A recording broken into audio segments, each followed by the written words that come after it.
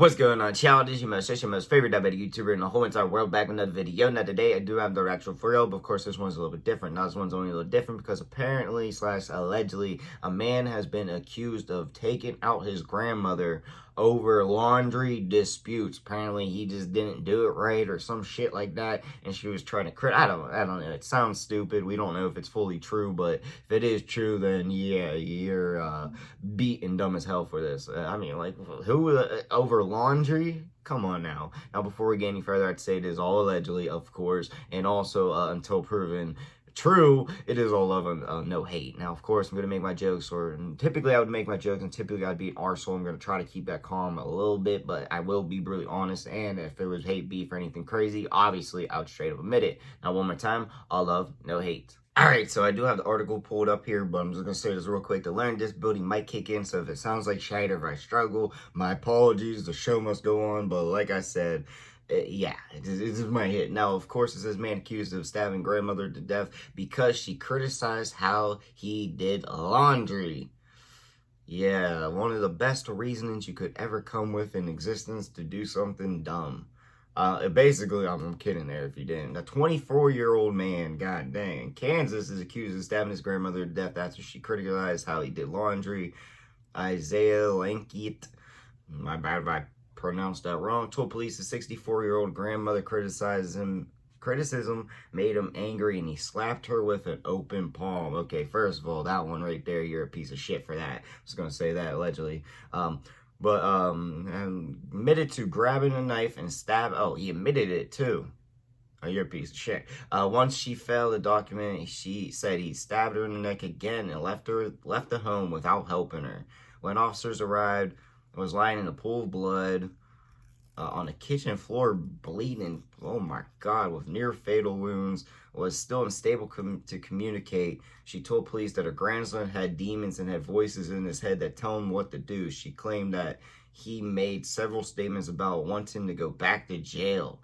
Well, he's getting his wish for sure.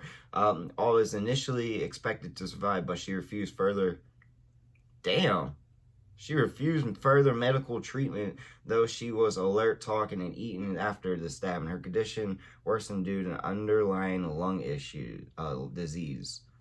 Doctors told police that her lungs were able to function properly. She was able to cough up liquids, causing a drowning effect. And then she passed away on September 3rd. Holy shit, like... I mean, yeah, look at the man. God dang.